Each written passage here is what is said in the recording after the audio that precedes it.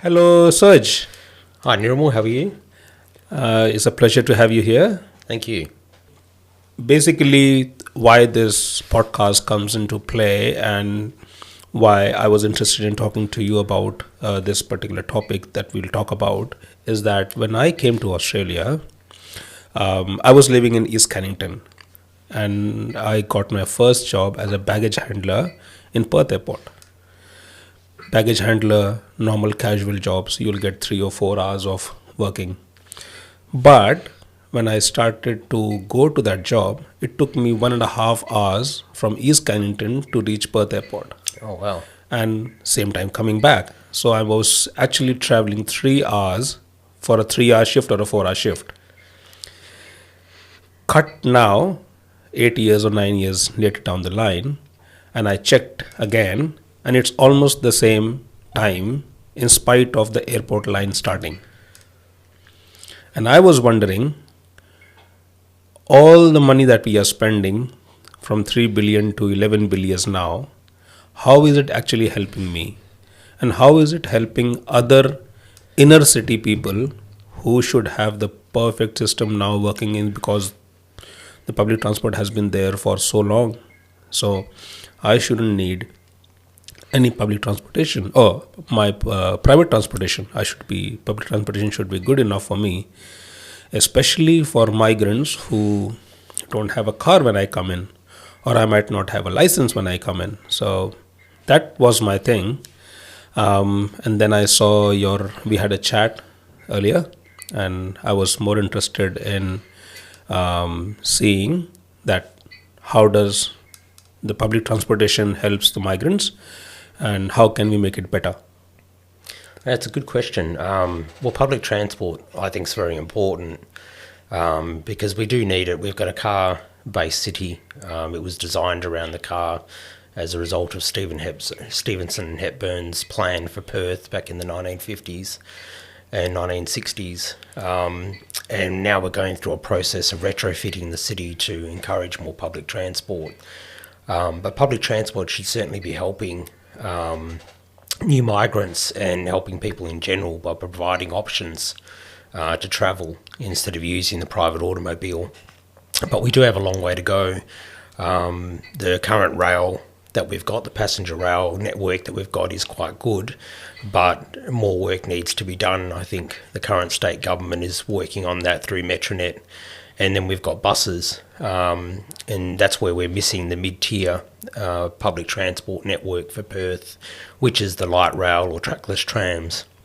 We're missing that in Perth, and I think we desperately need that because that'll certainly help the transport offering for Perth and in all the other cities, which we'll talk about later, that have light rail and that have mid-tier transport. They're quite successful in moving people around. So when we start this conversation, tell us more about yourself, your background in this field, in public transportation or transportation in general. What do you do? Tell us about. And are you a migrant yourself, or you've been here?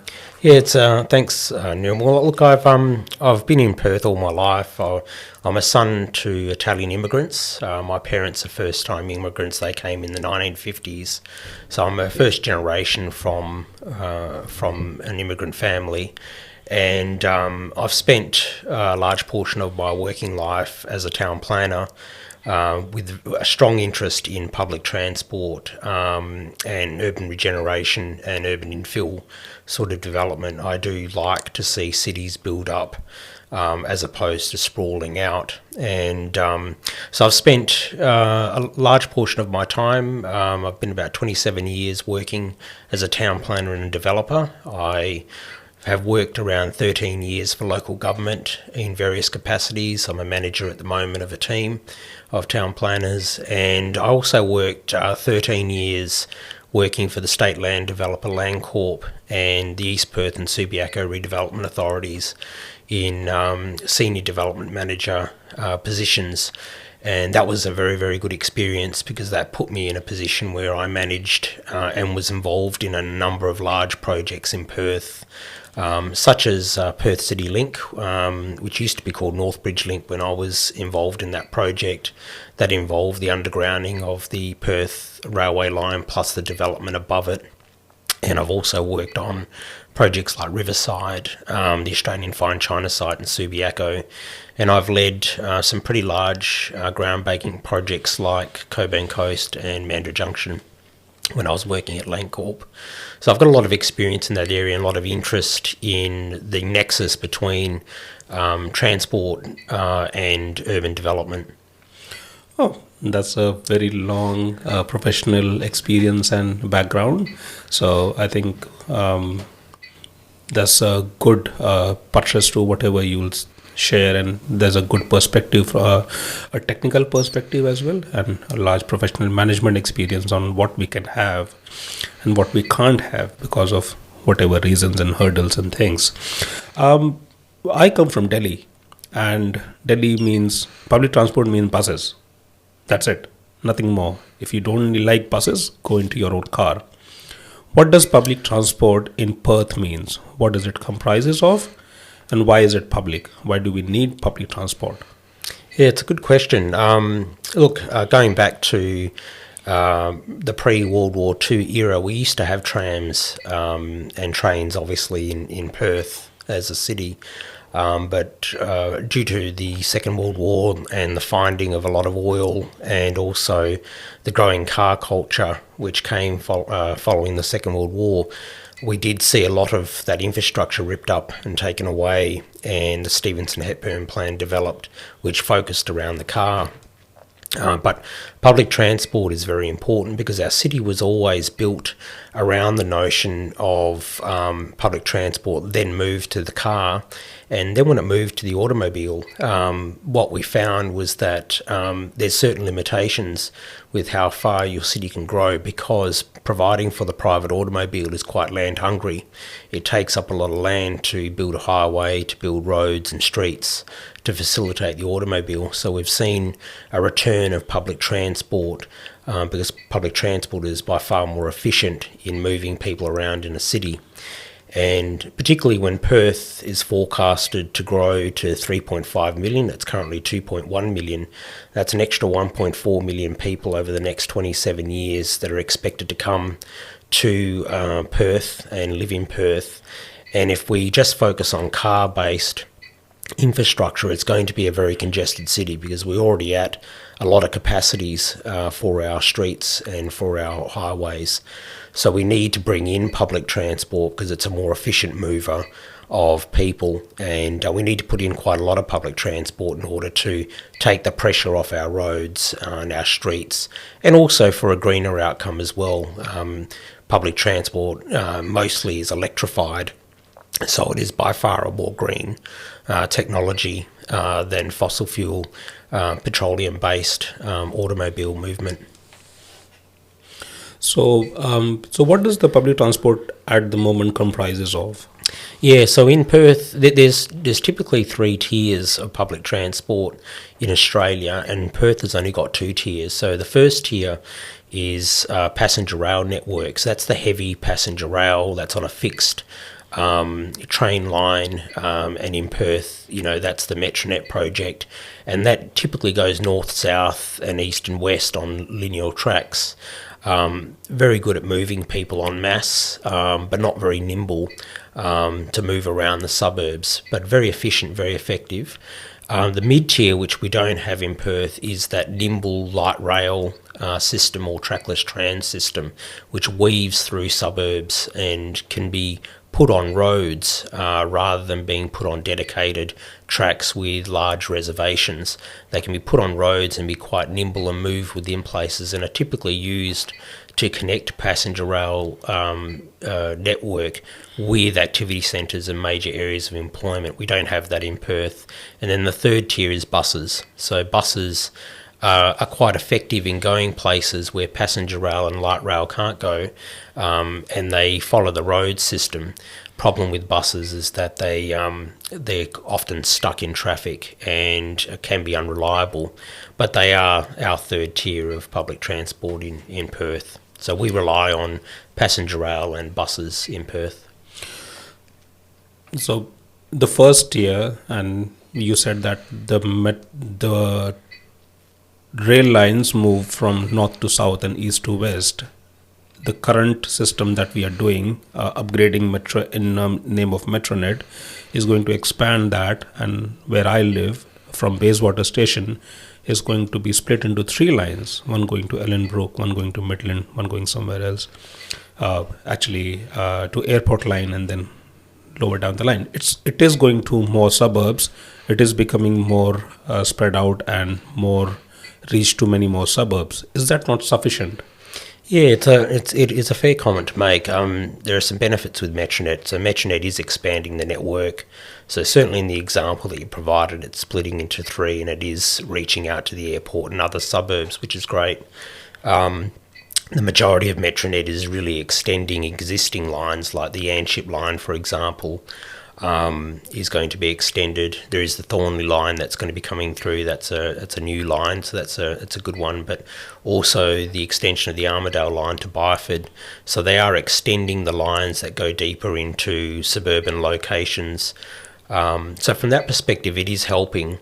But the problem with passenger rail is that there's large gaps between passenger rail lines. So if you look at the lines that go out to the airport or to Ellenbrook versus the line that goes up to Joondalup, there's a huge gap in between, filled by many suburbs with the potential for density and development.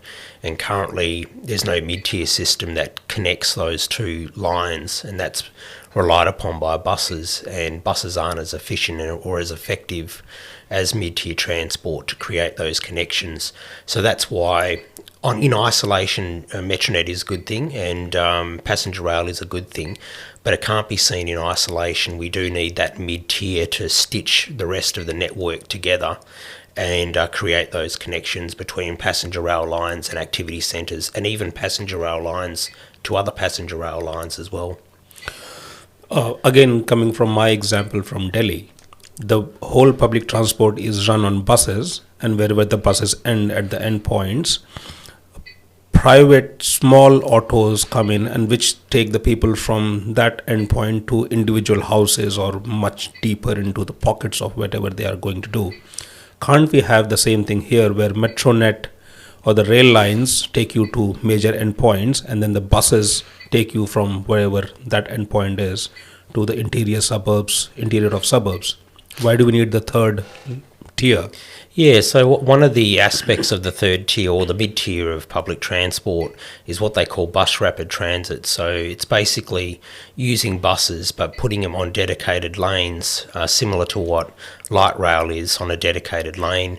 The problem is capacity and reliability still, because when you put a light rail on a track, you know that it's going to be reliable and it's going to function in an orderly way because it's on a dedicated track and the track's not going to move.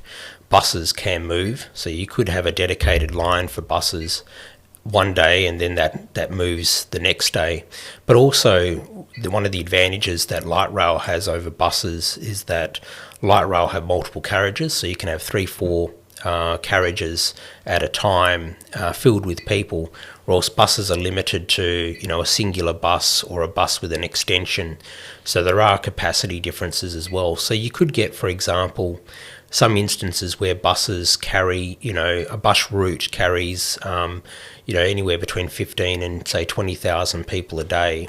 If you had a light rail in that system, you could probably go up to 30 to 40,000 people a day potentially, if you have a light rail system along that route. So buses will always reach a certain capacity limit, or else light rail can then up that capacity to a new level. So that's why buses are good, I think, in the short term while the city is maturing. But then as the city matures, you can implement mid-tier transport such as light rail, which will then increase that capacity between places.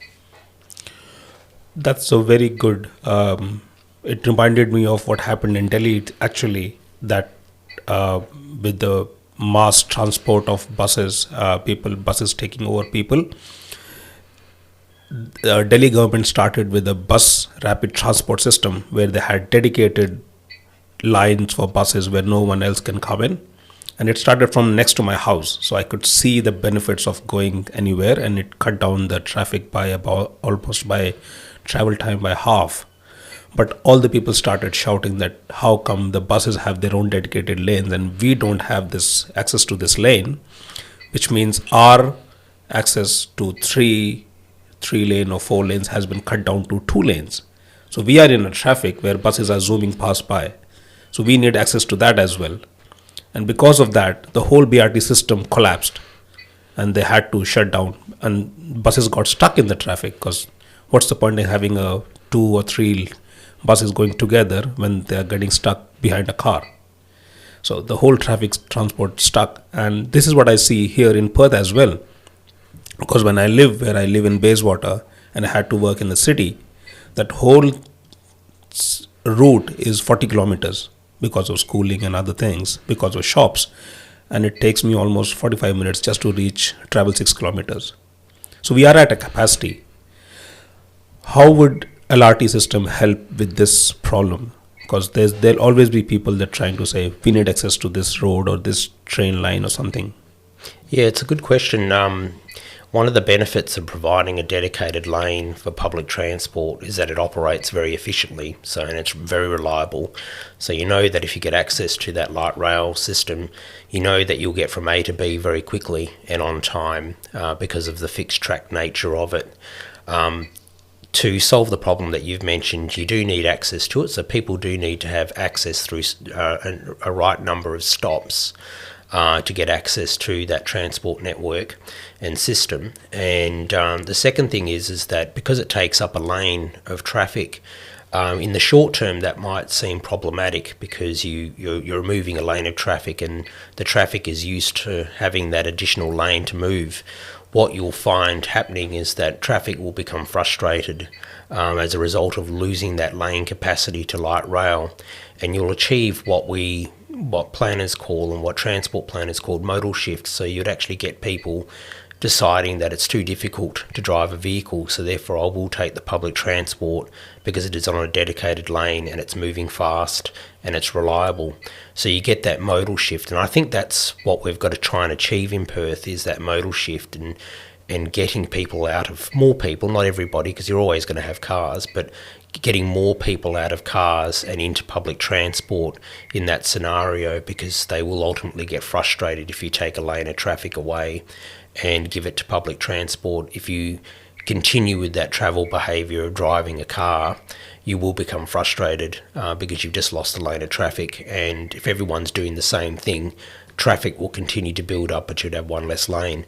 So that's how you achieve that modal shift, and I think that's very important. I've got two questions from that. One is, I'm still trying to wrap my head around what is a light rail and what is existing heavy rail. So because both of them probably would run on their own dedicated tracks. What's the difference? How do I understand what is light rail? Yeah, it's a good question. So Nirmal, the passenger rail is a larger rail or train system. So usually they typically come in 3 or 4 large carriages. So they're quite large, and they're on very lineal, long stretched rail configurations. And they do, because of the nature of them, they're rapid, they're very fast, they move at very fast speeds going from A to B, and as a result of that they require a larger reserve to protect them around them. But they do move more people and they move them fast, but they're on very lineal, very long sort of trajectories. The next tier down, light rail, is like a more nimble version of a passenger rail. So it's on a rail. It's on a carriage on its own, but the carriage is smaller and can move using the streets, so it can turn more sharply, can go down long stretches and then move into bends quite easily because of the fact that the rail cars themselves are smaller. They're both electrified, so they're both good from that perspective, from a sustainability perspective and a green perspective. But I guess the main difference is that between passenger rail and light rail is that light rail is far more nimbler than passenger rail, so you can fit it into existing road network. Right. And the other question coming from that discussion was, you said that the light rail system will have 2 or 3 carriages. I regularly see in the buses system where there's a double bus system, it's almost running empty. So if we have 2 or 3 or 4 carriages light rail system, will it be feasible to run those systems, because they'll be just again running empty, and we are spending all that money into bringing that system in, but it's still running empty. So what's the economic of that? Yeah, it's a good question. It comes back to the reliability argument that people perceive between buses and with light rail. With buses at the moment, we don't really have a lot of dedicated lanes. We do have them from time to time, which provides speed for the buses, but most buses are still merged in with traffic. So people know that when they catch a bus, they're basically getting on a bus and it'll be stuck in traffic just like a private automobile. So therefore a lot of people make the choice, well, I might as well drive in the comfort of my own car, because the bus is stuck in the traffic lane just like everybody else. With light rail, it's very different. Light rail, because it's got its dedicated lane and it's on a fixed track, it has that dedicated ease of movement and that reliability that comes with it. There's three major things actually that come with it. One, because it's a fixed track, you know that it's going to be reliable and it's going to be there. Two, the carriages are quite comfortable, so the comfort of riding on a light rail is much better than a bus. And thirdly, it does support that rapid movement because it's on a dedicated track where buses are stuck in traffic. So if you look around Australia, which we'll talk about, most of the light rail systems that I've ridden on are full of people because it is reliable. So if I was the public transport minister, and I would say, all right, Serge, I'm not going to have a light rail system, but I'll have dedicated routes for buses all across Perth next to cars. Is that sufficient? Or I think it'd probably work for a few years. Again, we've got to fit things into the context of an additional 1.4 million people for Perth. We've currently got 2.1, so we're talking about a 70% increase in population. And I think we all know what that would mean in terms of capacity for transport and traffic. So I think in the short term, a bus rapid transit system where you have a dedicated lane for buses, and it's got to be dedicated, not half dedicated, it's got to be fully dedicated. I think that'll work for a while, for maybe 5 to 10 years. But then you're going to reach those capacity constraints that I mentioned in terms of the number of people that can fit on those buses and the number of buses that you can have operating. You will reach a threshold point where you need to step up to light rail, because light rail will simply carry more people and more rapidly as well. So I think a bus rapid transit system is probably good for the short term, but the medium long term, light rail is the way to go. right, and I'm a businessman, so I'm always thinking, doing something, where's the money coming from? Let's talk about money. What's it going to cost to fill in the gaps between Metronet lines with this LRT system? Yeah, look, public transport isn't cheap. I think we all know that. But having said that, roads aren't cheap either. And I'll give you an example of that in a second. But if you look at the knowledge art was a very, very good concept that was developed by a number of universities, Curtin University in particular. I'll describe that system in a minute, but Knowledge Arc was basically a connection of Curtin University with the CBD through to UWA.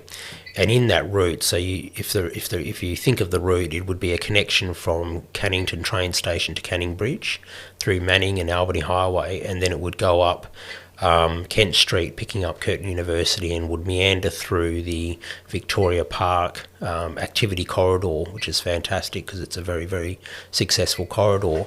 And then it finds its way into the CBD, which captures Royal Perth Hospital. It captures the new ECU Whopper that's going to be built, the Curtin Business School, the CBD in general, which is a big draw card, and then it turns into UWA and picks up the Children's Hospital and Sir Charles Gardner. So when you think of that route, which we see as being the core light rail route for Perth, that picks up 3 hospitals, 3 to 4 universities plus a CBD.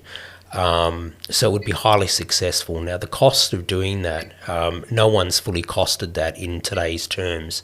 But if we were to use the costs of extending the Gold Coast light rail, because that's currently being extended at the moment, that started June last year, that's about $100 to $120 million per kilometre.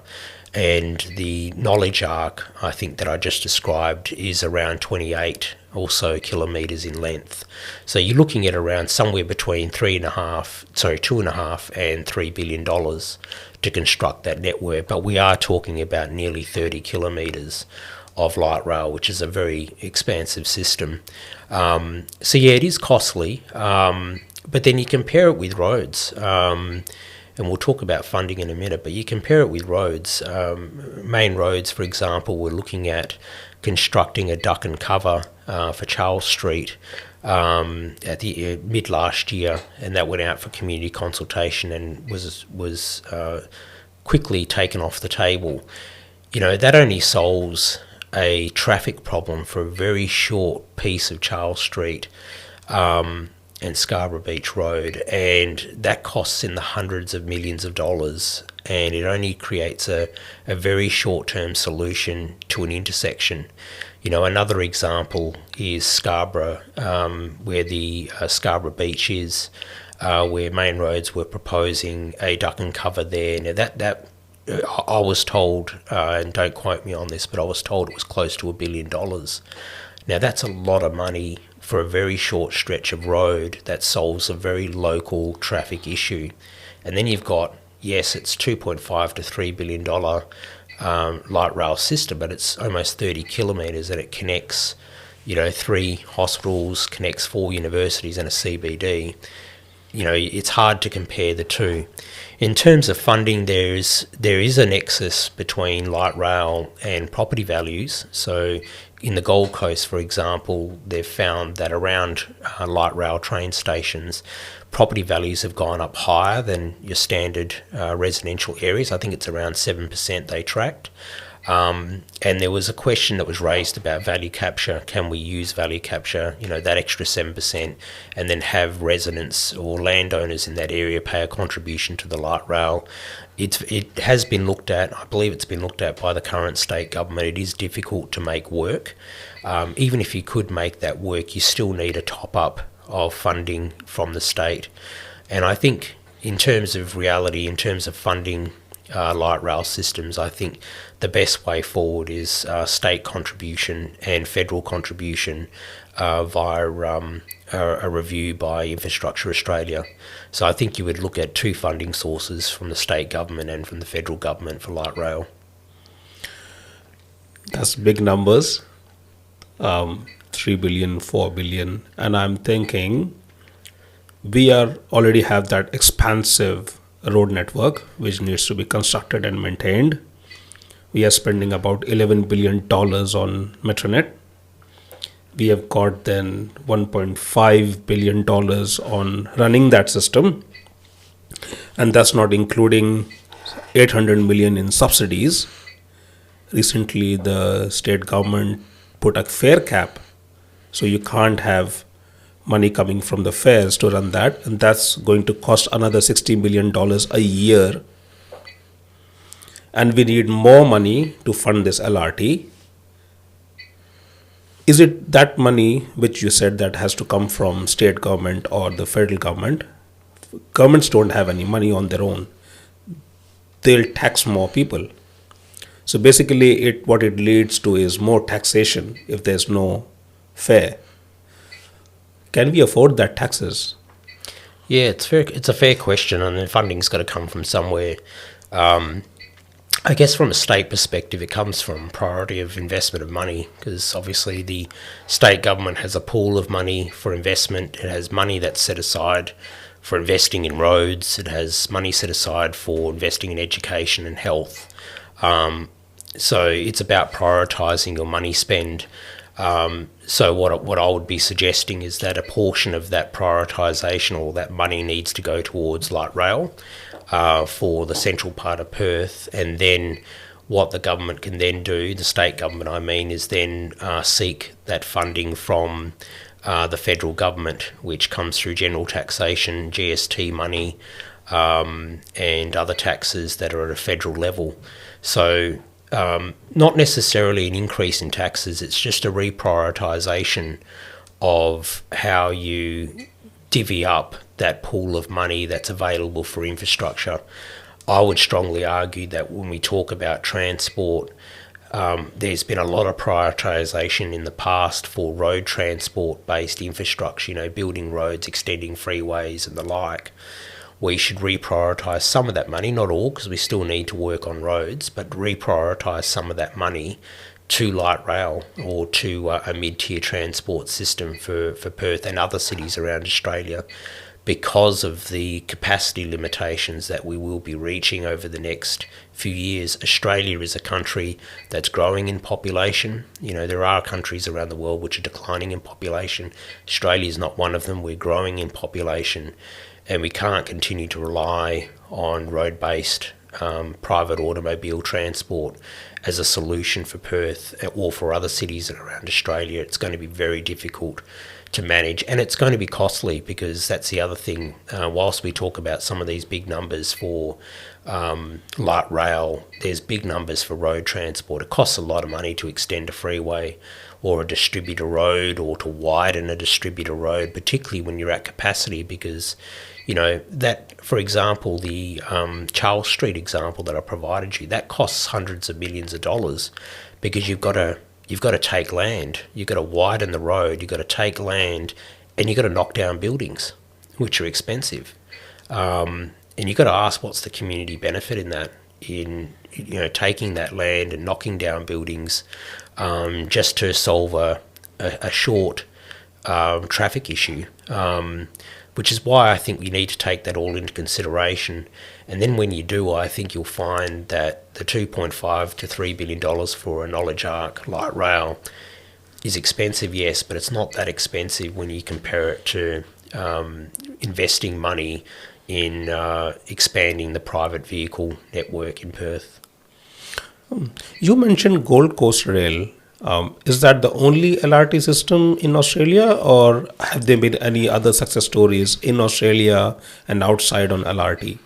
Yeah, that's a very good question. Look, light rail is not new to Australia. In fact, Melbourne has one of the biggest light rail networks in the world. Over 1,700 stops, over 538, I believe, rail cars.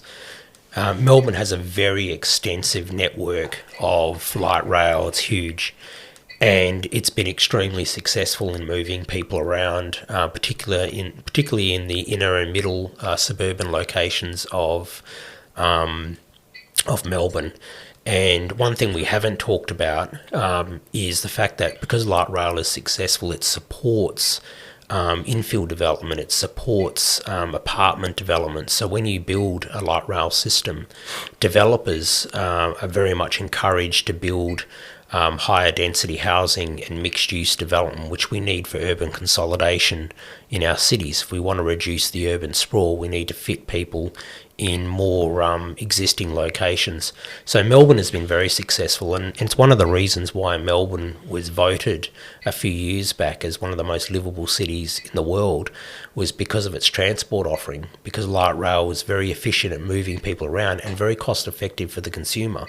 It's a lot cheaper, to get a light rail fare and move around in light rail than driving your car, parking your car, paying for petrol, paying for licensing, insurance and maintenance of your vehicle. So it's a far more efficient and effective way of moving people around for the consumer as well.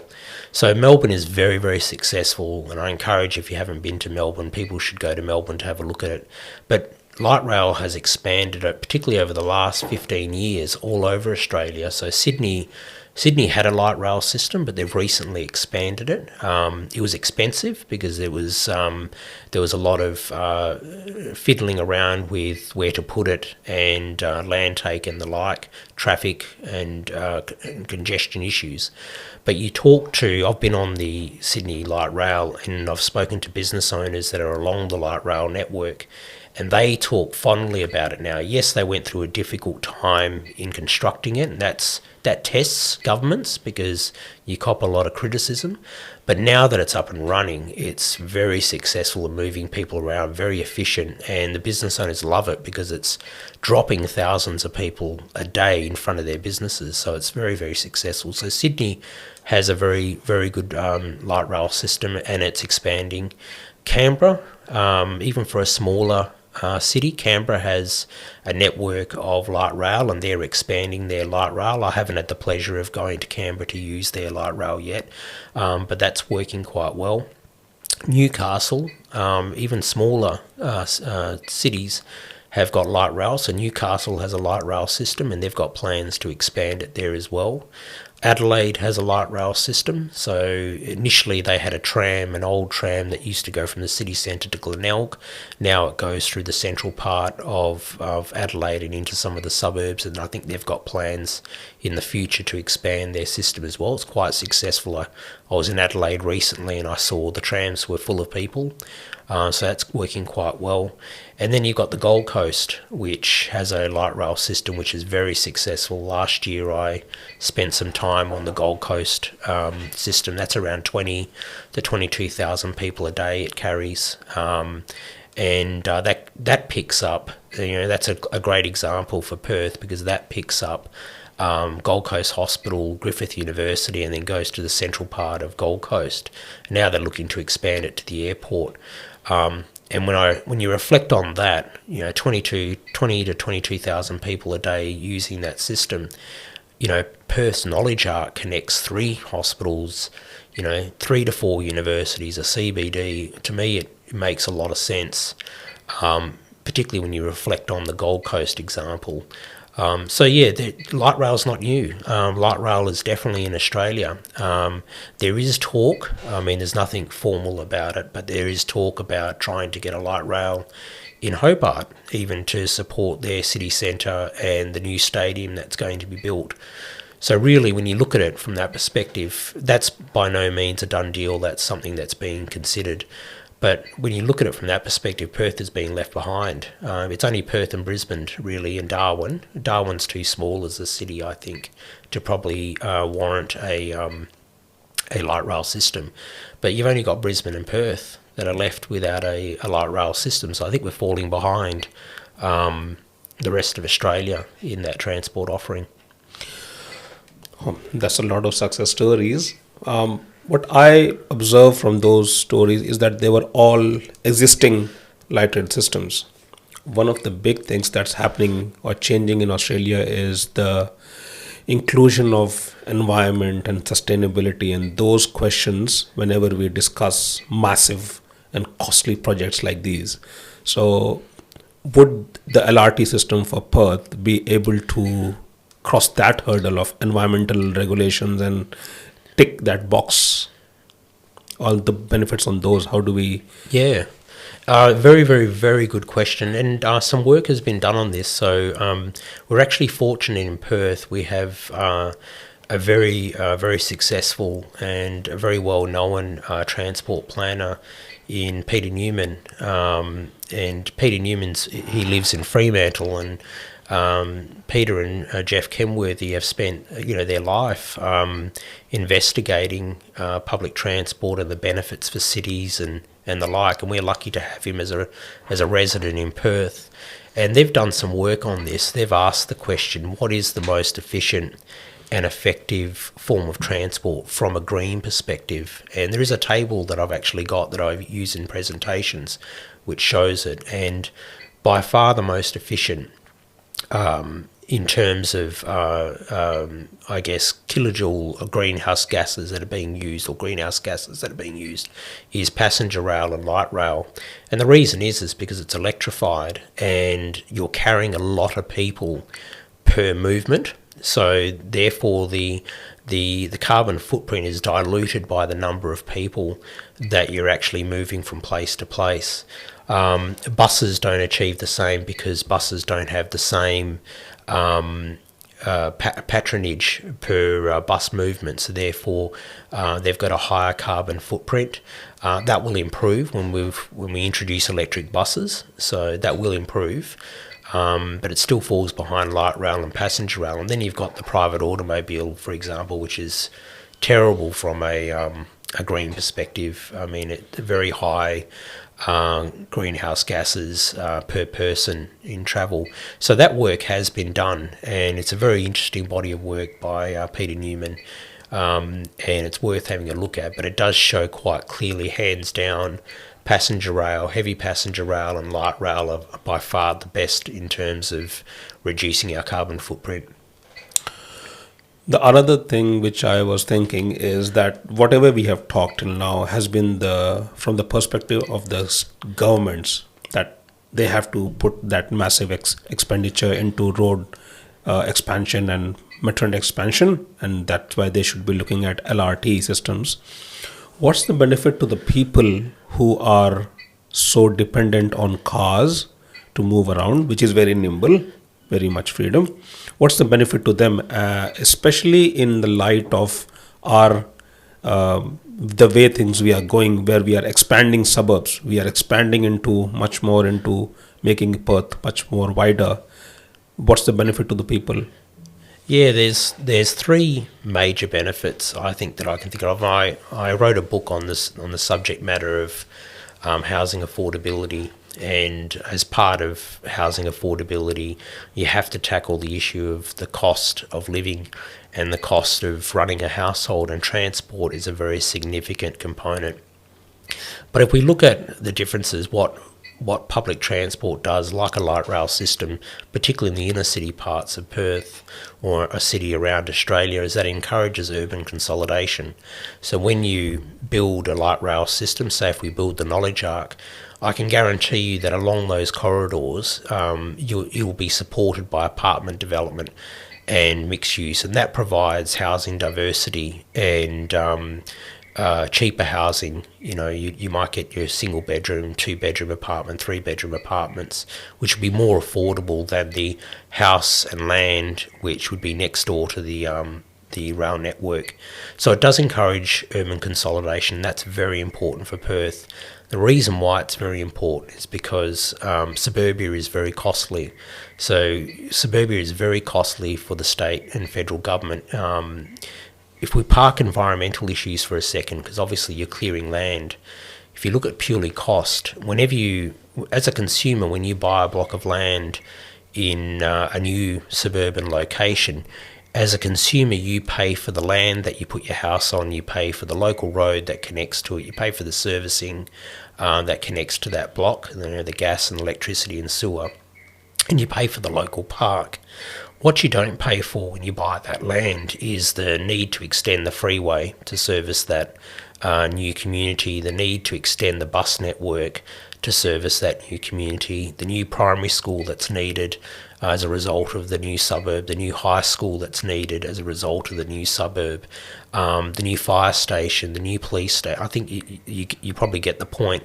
All these services are therefore required new to be created for those new suburbs, and that all comes mainly through the state government and federal government, which means through taxation. So there's a large line item when you look at the state budgets, for example, which talks about the cost of building new schools, the cost of building new fire stations and all that. That obviously affects the average day consumer, because we have to pay more taxes in order to fund all those new buildings and freeways and stuff. So in a sense, you know, I live in Joondalup in Perth. That's an inner city sort of location. My taxes are helping to subsidise the amenity that's required for new suburbs.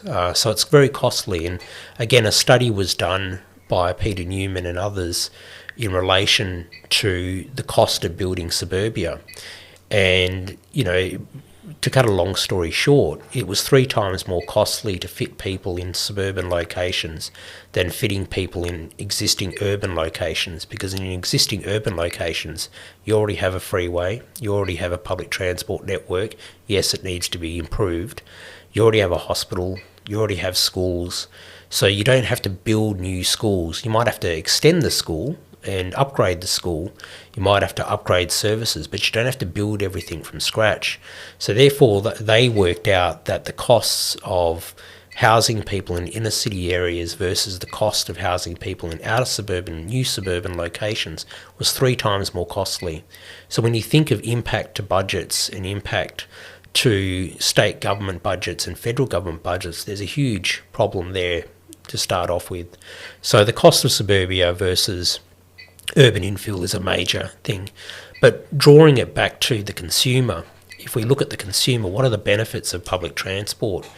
If you lived in an inner city location and say you're a family of 2 kids and 2 parents, both parents working, if you had access to a very good public transport system, there's a good chance you can get away with dropping a car. You could have just one car in your family, a family car, or at least have the option to do that, and then one partner takes public transport to get to work and the other partner drives the kids around and goes to work in a vehicle.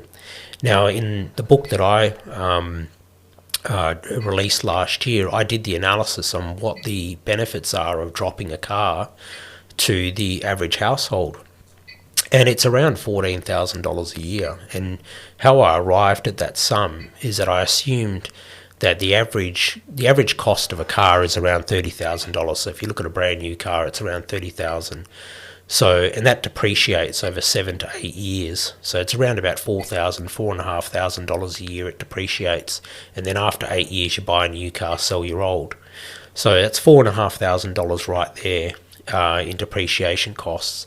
Then you've got petrol costs, which are around $4,000 to $5,000 a year for the average consumer. Then you've got licensing, third-party insurance for the vehicle, and maintenance. And very quickly it adds up to around $14,000, $15,000 for the average person. Obviously it's more if you've got a $50,000 car or a $60,000 car, which a lot of people do have. So if you can drop one car from your family or even reduce the use of it, you'll save thousands of dollars a year in transport costs alone. Transport costs are the biggest cost in a household budget. It's not shire rates, it's not electricity. Shire rates is $2,000 to $3,000 a year for the average person. Electricity is around the same, but transport costs, when you factor in the cost of car, is $14,000 to $15,000 a year. Now you times that by 10, that's close to $150,000 a year for one vehicle, for 10 years. And you could then put that towards your mortgage if you could drop a vehicle. So public transport has a massive benefit for households in reducing costs. And I think that's something that's not talked about a lot or talked about enough, because we love our cars.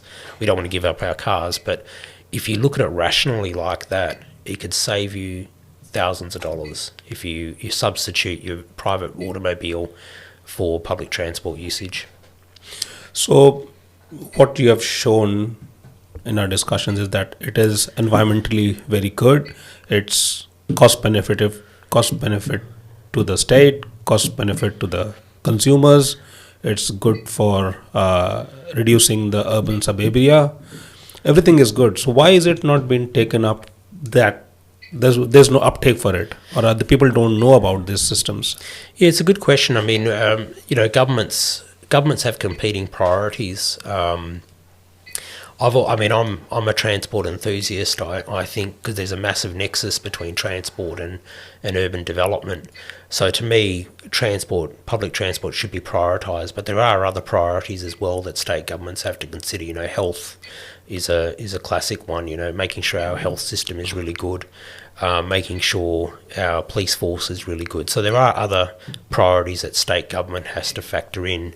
I think over time, what you will see over the next 10 years is that state governments in Western Australia will have a look at light rail. I think they will have to, not just light rail, but bus rapid transit as well. I think they'll look at both. I don't think they'll just look at light rail and say that's the total solution for the whole of Perth. I think it'll be a combination of light rail and bus rapid transit, or trackless trams as a combination. And I think it's one of those things that one government doesn't fix it. It's successive governments that need to invest in this network. You can't rely on, it's not fair to rely on one government to say they're going to solve the whole network issue in, one term of 4 years. So what I think you'll see happening is what's happening now is the preparation of a mid-tier transport plan for Perth, which is something I've been involved in with a number of local governments in talking to the state government in preparing, and they've to their thanks, they have actually turned around and have agreed to work on a mid-tier transport plan for Perth. And I think what you'll see is that over the next 10 years, you'll see successive governments incrementally investing in light rail and bus rapid transit for Perth. And it's not a 5-year solution, it's not a 10-year solution, it's a 20-year solution. So we might have one government come in and say, okay, let's build a knowledge arc, let's get that done over 4 years. Then the next government might expand that system, and then the government after that expands it. So it's a 20-year proposition for governments to focus on. And it has to be, because there are other priorities that governments have to deal with, like health and the police and defence and things that government gets involved in. That's true. These are long-term projects. Metronet itself was proposed many years ago, and now it's coming to a fruitification. I was working at Stirling, and they were talking about trackless trams from Glendalough through Scarborough Beach, and they're still in studies. They've reached some milestones, but they're still working on that. These are long-term plans, and so because it takes a lot of time to get the people on your side on these trackless trams and LRTs and systems, where do people can go and do their own research and know about these terms? Is there websites or books or things like that? Yeah, look, there's certainly books. As I've mentioned, Peter Newman and Jeff Kenworthy have prepared one of the books that I read many years ago, which talks about reducing car dependency or automobile dependent cities. That's a very good book to read. And again, it's local Aussies that have put that book together, and it's well known. There's a lot of articles. So if you Google, light rail, if you Google trackless trams, there's lots of articles that talk about this type of technology, the effectiveness of it, and where it's been implemented in Australia. And that's the beautiful thing. We don't have to go overseas anymore, because we've got so many cities in Australia that have used it. So there's a lot of literature that you can use at universities, and there's a lot of books. The book that I wrote, called The New Australian Dream, also focuses on transport as well. So that's another source that you can look at. You can also go to places like the City of Stirling, because the City of Stirling are working closely with the Curtin University, for example, in doing work on trackless trams. And they're probably near a point where that information can be released. It's not quite ready yet. I think they're still working on their business case. So some of that information would still remain a bit confidential, but they're working on it, and they will eventually finish it. And I think that information, not speaking on behalf of the City of Stirling, but that might become available as well. So there is certainly work that's being done that's out there to get access to it. And I think, the best form of education, if you really want the best form of education, people travel these days. We're a high travel society. Go to the Australian cities and see for yourself. I'm sure a lot of the people that will listen to this podcast have already been to Melbourne, been to Sydney, and experience it firsthand, particularly in Melbourne, because it's got such a vast and expansive network. You will experience it, no doubt, getting on a tram and moving about, and you'll find it's magnificent. to use. So go around to Australian cities and see for yourself. Almost every major city has a light rail system, so it's pretty hard to get away from at the moment. That's so true that the best form of education is your self education. I got interested in this topic, and when I started this conversation from my experience of what I was time spending when I came here, and I'm still spending the same time. I bought my house in an inner suburb, not in an outer suburb, just for the same thing that it will be much easier for me to travel to my work if I'm in a suburb. And it still takes me 45 minutes, 1 hour just to reach like 6-10 kilometers. So that's why I was interested in this topic, and to know more about things and what are possible other solutions. You said, did you define yourself as a transport enthusiast? Are you just enthusiastic about these options, or are you doing something to share this knowledge in different platforms like you're here? But you're here as a friend, but Yeah, no, I do. I am involved. I've done some research on the subject matter as part of my book. I've always, as part of a profession, I've always seen the nexus between transport and urban planning. I mean, the two are completely linked. You can't see one without the other. So professionally, I've been involved. Certainly, when I was in my Landcorp and the East Perth Redevelopment Authority days, for 13 years, I worked on some projects which relied on public transport to be successful. Northbridge Link or Perth City Link was a classic example of that. But also in recent times, I've worked with a number of local authorities. We initially got together 15 local authorities. This is in my capacity at the City of Canning. I had terrific support from the CEO and the executive group, and the CEO and executive group of 15 local governments. And we got together and actually invested in doing some work on a mid-tier transport plan for Perth, because there really wasn't one for Perth, and we wanted to get one done because we saw it as being quite important. So we used that as a bit of a catalyst and as a bit of a document that we could take to the state government and then advocate for the current state government to develop a mid-tier transport plan for Perth. So I've been heavily involved in that with a number of CEOs and mayors across the metropolitan area. That group has now grown to 18 local governments. And recently, at the end of last year, the Minister for Transport and Planning agreed to work on a mid-tier transport corridor plan for Perth, which is a great success for the group, because it shows, if you come together as a united voice, you can actually get something done. And it's good, credit to the state government as well for agreeing to do this work and work with local government through its Metronet team to develop this plan. And I see that as the first step. That's the first step. Develop the corridor plan. What are the key routes for Perth?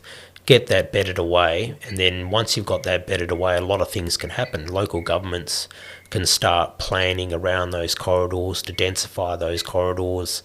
There's lots of planning work through the state government that needs to be done in order to solidify those corridors.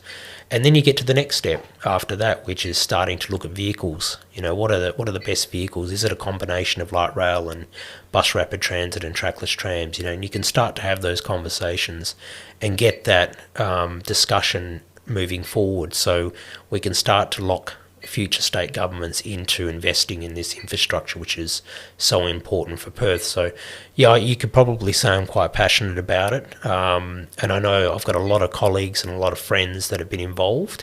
So it hasn't been a one-man show. It's actually been a lot of others involved in this. People like Peter Newman and Mike Moritz and others have been enthusiastic about this for a very long time. So it's very much been a collective effort, and I think it's that love and desperation, I think, to want to see something happen that's driven us forward in this discussion and in this argument. So, yeah, you could say I'm an enthusiast, and I certainly know the benefits of mid-tier transport for Perth. And yeah, we just want to keep going so we can, one day when we're a little bit older, hopefully not too long away, we can see a light rail and a bus rapid transit system in Perth that's built. Oh, there's some light at the end of the tunnel.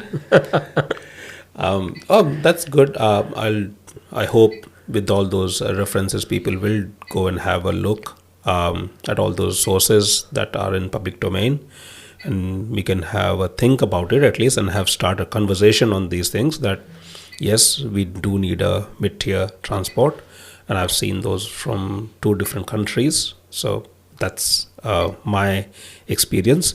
Where can people find? You said about that you have discussed this in your book regarding affordable housing. So where can people find that book? Yeah, thanks. This is my cheeky plug, I guess. Sure. Yeah, the book can be found. It's on any Amazon, Booktopia, so you can buy it online.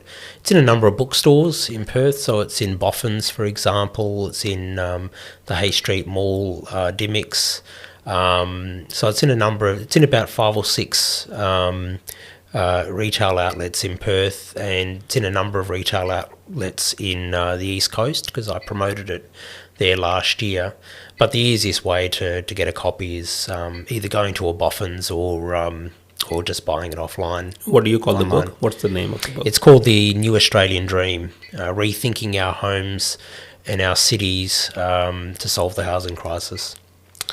Yeah, that's the dream of migrants. Come and realize that Australian dream, that big house. Yeah, it was certainly instilled in me by my parents. It's one of the opening lines of the book actually talks about that, and my parents were very, very strong about home ownership. It was very important back in the 1950s and 60s, under Robert Menzies. It was a cornerstone of being an Australian, was having your own home. And it was the cornerstone of having a middle class as well as owning your own home. So to me, it's resonated from that. It's very important. Well, these topics are very close to me. Becoming an Australian, realizing that Australian dream, participating in the community, bringing the community together, and you are doing a great work. I look forward to reading that book, and then maybe we can have another podcast on affordable housing. That would be good. That would be good. Thank you, Serge, for all the time that you have taken and given to us, and the insights that you have shared. I think many people will look into more resources and do their own research. We can just refer to these things. Can they reach out to you? Are you there on any social media somewhere that they can reach out to? I am, thanks, Niramal, and thanks for the opportunity to speak. I really appreciate it. I do have a Facebook page, so people can reach out through Facebook. My book also has a web page as well, which just talks about the book and how you can get access to me. And it provides email addresses and stuff like that, so it's pretty easy. Wonderful. Thanks, Serge. Thanks for all the time and sharing your insights. Thank you very much, Nirmal. Appreciate it. Thank you for listening to this podcast. Do like, subscribe, and share on whichever platform you have heard this. To know more about Perth Dialogues, please visit perthdialogues.au. From everyone in the studio, goodbye.